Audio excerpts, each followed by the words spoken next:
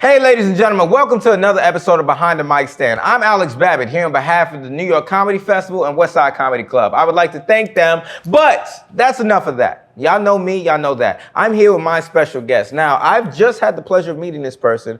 I met her in LA, and I've seen her just navigate the comedy scene in a way that just delights me. She's fun, she's amazing, she's hilarious. Make some noise for the one and only Alexis Bradley, ladies and gentlemen. Hey, what's up, Alexis? Hey. Hey, how are you? I'm good, how are you? I'm good. Thank you for coming today. Thanks for having me. I love Westside. Yeah. Same, man. This is my home club. I did my first comedy special here. Oh, wow. Yeah, a couple years ago when they first opened, they gave me the opportunity to headline a weekend. Oh, nice. Yeah. It worked out very much so I'm very happy about that, man. Hey. So for you, you're one of my few guests that I haven't known for that long, but the way I've seen you in the intro, I saw you come to New York and you work all the scenes and you're so fun and bubbly. I just wanted to have you here today. Ah, thank you. Yeah, you're a good soul. And you dressed like Beyonce for Halloween and killed that shit, yo. Oh, okay. Yeah, killed it with crazy.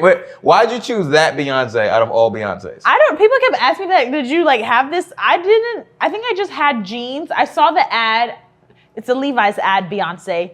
I don't have Levi's jeans. I have Lee's jeans. But I was they look close enough to what she's wearing. So I was this will be a costume that I don't have to invest that much in. But then I ended up spending $50 getting other pieces. So whatever, it was worth it. People didn't know who I was. Really? I had comics introducing themselves to me hey, I'm so-and-so. And I'm it's me. And they're oh my God. No, I'm not gonna lie. You was bad. I can't lie to you. You was killing it that day. It was some Clark Kent stuff for sure going on. Yeah, because a bunch of comics came up to me and was yo, who's that? I was that's Alexis.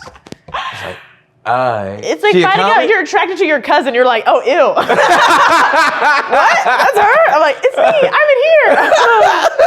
It was terrible. Yeah. Oh, did you not like the attention and the energy? You know what's funny? Before I did that costume, I almost was going to do Betty Boop, and I think it would have been 1,000 times worse. Ooh, because that's just basically being naked. Yeah. So I was at least it was okay, I'm fully dressed, you know? So it was just weird. It's weird. How has it been navigate? Because one, I'm actually going to learn a lot through this interview. Where are you from?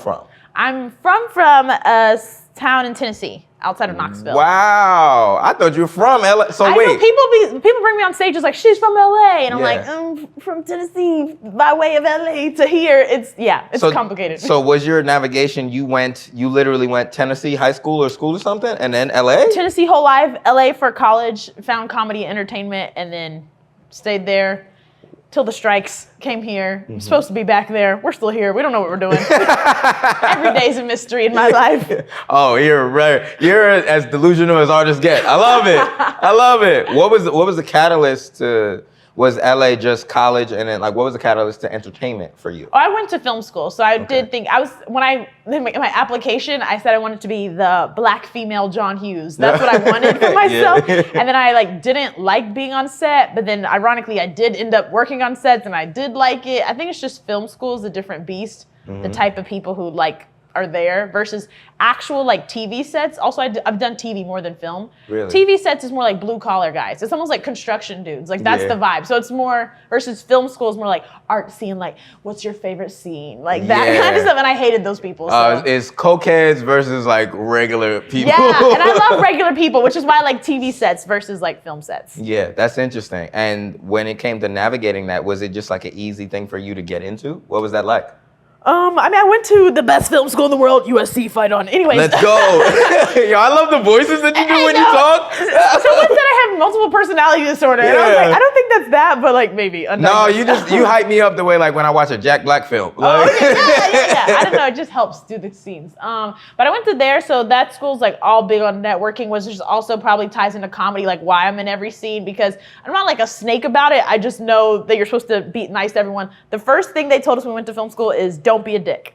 Really? So that's just the motto I live by. It's don't be a dick. Don't be a dick and be nice and do good work. Yeah, and that's something. It's weird that every scene doesn't tell you that initially. Yeah. But it should. Yeah. It should. You really should not be a dick, and it'll take you so far. Yeah. I don't even know where are the environments where being a dick works. I get this. There are the creative geniuses who can get away with it. People who would smoke on stage and stuff, and it's like, okay. Are you specifically talking about Chappelle? I am, okay. I'm just saying it's rude. Giving us all secondhand cancer, but it's fine, because you're a genius. Oh, you're kind of a dick too. I like this. No. I'm learning this. But also. I keep it in. I keep it in when you're around you suppress people. it. Yeah, Okay. But I am mean inside. Yeah. Oh, fuck. Oh, wow. So all of the like happy external stuff is a lie? I am happy, but people equate happiness with being nice. But it's like, I don't like a lot of people. I'm just happy. And y'all think I like you, and I don't. It's bad. I love learning that. Okay. So do you feel like as you progress as an entertainer, you're going to become more like an Ellen or some shit? Not an Ellen. I think me being happy will be more of a secret, I think. Like, I think I'll be more cordial with people and won't show everybody my real personality. Because that's the other problem, is like when you're like bubbly and happy, people like you and want to be around you. And it's like, I don't necessarily want to be around you, but you like me. So now I can't get away from you without. Feel obligated. Because then like I've had to like cut people off, and it's like awkward because it's like, I don't hate you. I just don't really want you around me. And I don't know how to say that. Because if I wasn't so like infectious, they wouldn't want to be around me. They would just fall back. You're like, I'm a vibe. I know. It's terrible. It's a curse. No one talks about it. Yeah, no, I get it. I have my version of it where people think I'm more friendly than I am. Yeah, because you're like smiley too. Yeah, but it's just like, I just know I got good teeth, man. Like, if part of it is you that. You smile and say mean stuff. You're like, this shoes are whack.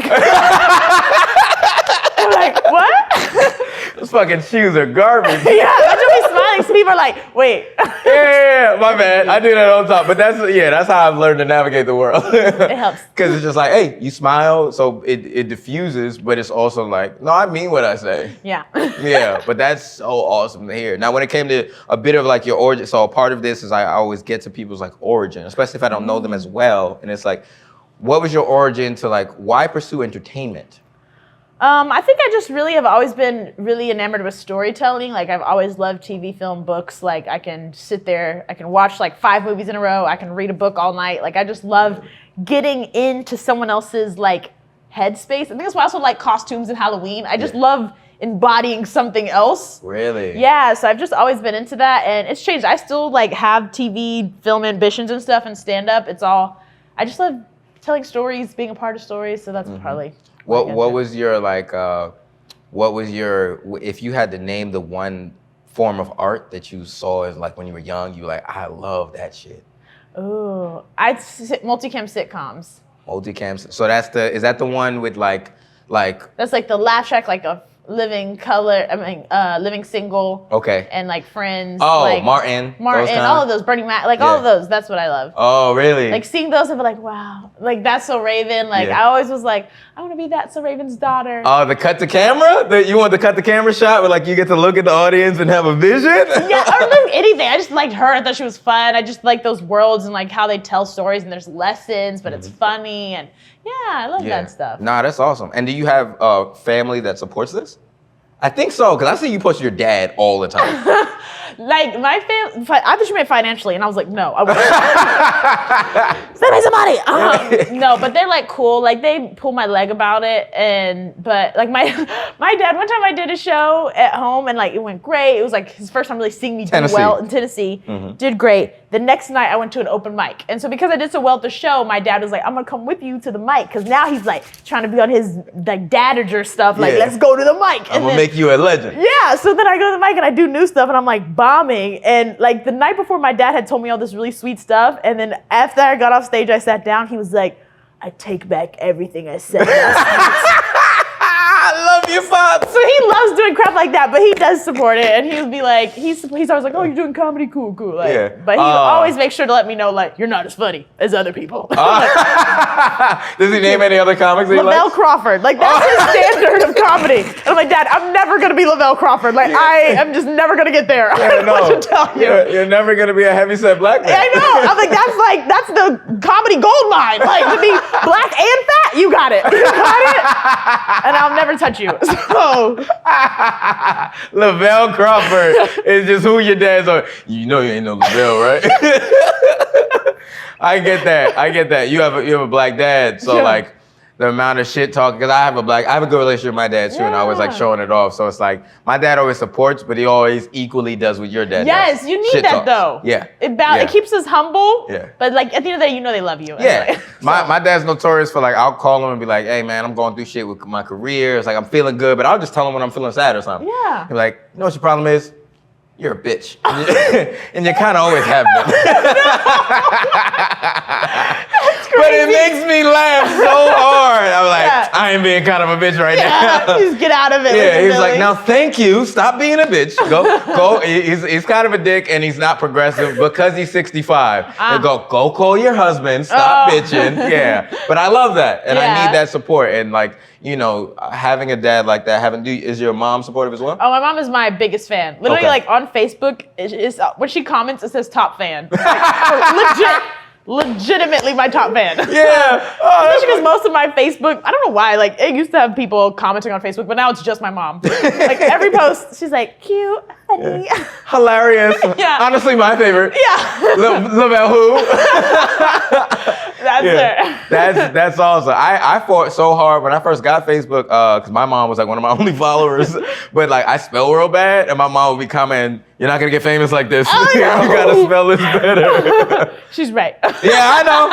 No, I'm gonna have the type of career where I'm gonna spell so bad for so long that you're just gonna accept that like I'm dyslexic. You're just gonna leave it alone. Like, oh yeah, that's Babbitt. He doesn't spell. You know what I mean? But that's awesome. You come from it sounds like a loving background. Yeah. And a fairly balanced. It is love. I just want to clarify my parents are not together because when I talk about them and my personality, people are like, oh, two-parent household. Yeah. I'm like, no. Yeah. Just two separate parents who loved me. No, yeah. Oh, same. Okay, you give off that vibe too. Okay. Yeah, no. And here's the cool thing. I also got to watch them not be able to date. Oh. They are best friends. My mom and my dad are best friends. They talk all the time. They can socialize together. Whenever they try to like be in the same room with each other, they hate each other. Oh. So I watched them have a good balance of, yeah, we don't really fuck with each other for real close. Yeah. But from afar and for our kid, awesome. We love each other. Yeah. What is your family, parents' dynamic like with each other? Yeah, they're like that. Like when they get in a room, they'll be like, and like get fight-hitted. And I'm like, oh, this is why you guys broke up. But they're cool. Like they'll humor me. I love to do family stuff, but it's obviously hard because like I'm a grown-up, so why are we doing this? But the fact that you call yourself a grown-up means you're still a kid in your heart. You just said, I'm a grown-up. I think. Yeah. But nah, you're a big kid, and I think that's the energy that I get from you. Is big kid, super bubbly, super loving, and like, you know, what are some of your? Do you have career goals at this point? Yeah, definitely trying to sell something, whether that's a movie or a TV show, like a pilot, and obviously getting something made would be even better. But I know the climate we live in, it's so hard to do that. But selling something. Also, I just want to keep doing stand-up. Eventually, I'd love to be a headliner, touring. Still working towards it. Yes. Yeah. How does it feel? Because I don't know what stage in your career. I feel like you're maybe open mics to bar shows. Am I right? Yeah, I'm starting to get. New York has helped me. In LA for sure, that's where I was. But New York, it felt like if you just work hard, people will just start giving you stuff. So it's definitely going faster, and I'm in at some clubs here, and I'm like, oh, this is crazy. Oh, that's awesome. Congratulations. Yeah. What does that transition feel for you now? Like, do you sometimes, does it give you a perspective where you like, oh, the comics that don't have certain things, do you like, y'all not working hard enough? No, I definitely think it's like a knowledge thing. And also, I think we don't acknowledge enough that different comedy spaces want different types of humor. Like some people are more like set up, punch, and it's like some bars hate that. They don't want it at all. And then some clubs, they don't want you to get up here and like, some clubs don't care if you just talk about your life, but other clubs is like, no, do the jokes. Yeah. So I think sometimes people just have different spaces and also where people live and money. Like people don't realize people who are rich can do really well in comedy because it's so expensive. Yeah, you run out of money fast, man. No, I can tell in your smile, you ran out of money a couple times. I have, right now. No, I never accuse people of not working hard enough because everybody's going through stuff too. Yeah. People are parents. Whenever I see a comedian who has kids, I'm like, literally, how are you doing this? Yeah. I don't understand. How do you have time? That's crazy. Yeah, the fact that they made the time. Yeah, I forget. And I feel like how old, if you don't mind me asking, how old are you?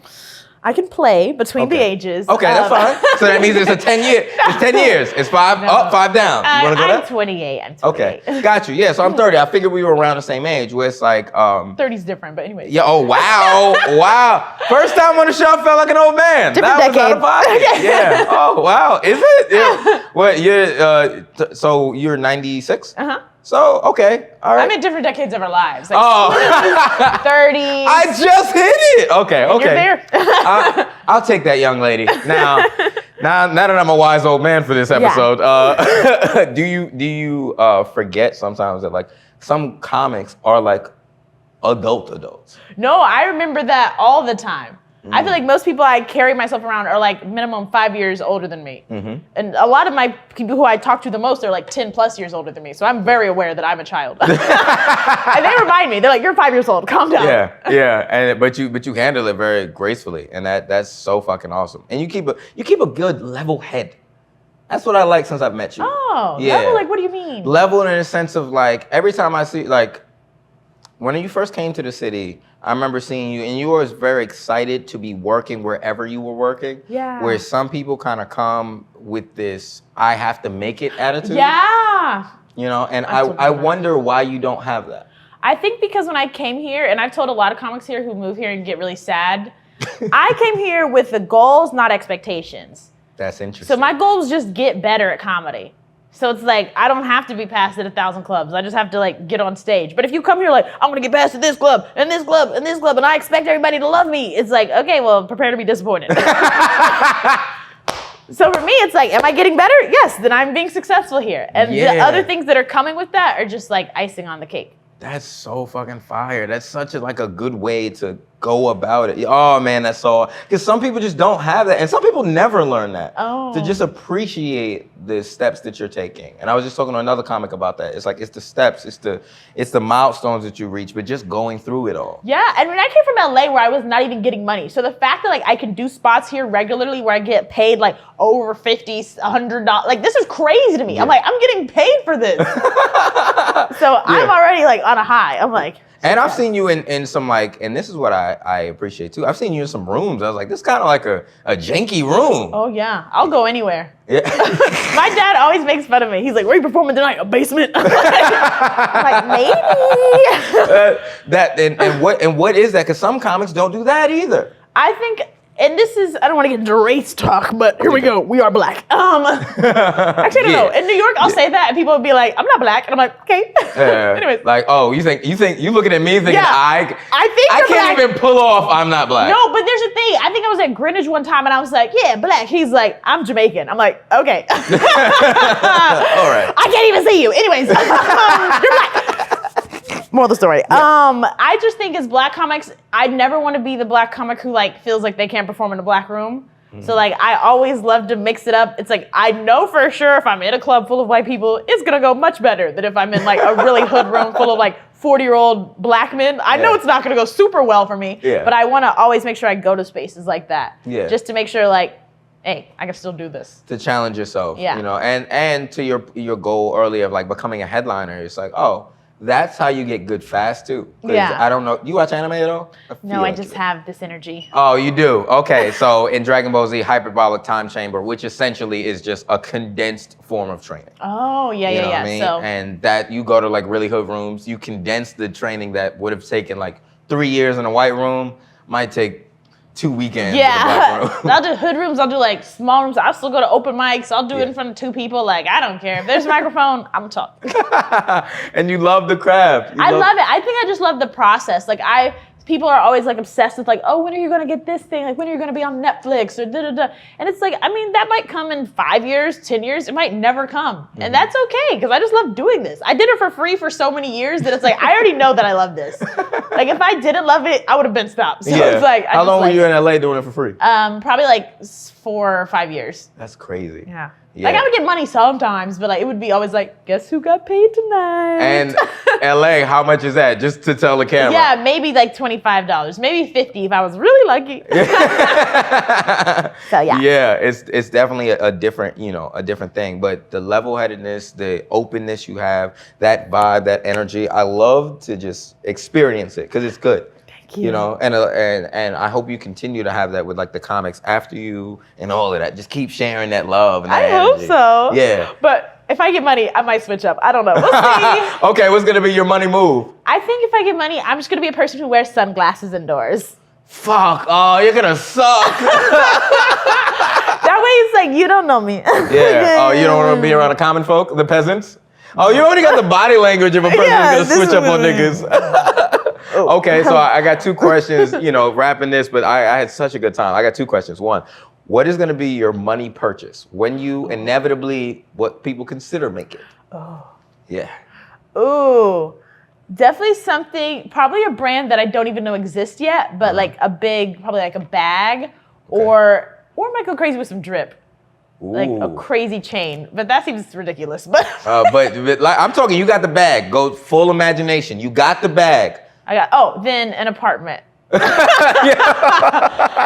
And I'll pay it off for several years. Yeah, I love, even in your arrogance, it's humble as fuck. I would like to get an apartment, maybe a couch, maybe. Yeah, something that I own, property. Yeah, you're clearly trying to get out of a bad situation. I've never lived alone, so that's probably my goal, is buy a space where I can live alone. Okay. I can't wait until we do another one of these interviews in like 5 years where like you're really successful and you're gonna be like, wow, remember when I was poor? That's awesome. Okay, now this is the last question that it's not even a question, it's a thing that I like to do for each one of these episodes where at the end, for people watching who resonate with your energy, your personality, what is a gem that you would share with them to just get through the world, get through entertainment, whatever it is, a gem, a note, if they're older than you or younger than you, but they represent you. Oh, they represent me? Okay, so if you're me, you're probably like anxious and stuff. Okay, so my advice to you is nothing matters, but everything matters. So what that means is that like when it comes to like an opportunity, you're like, oh my God, if I bomb this show, like it's gonna ruin my life. It doesn't matter. Nothing matters.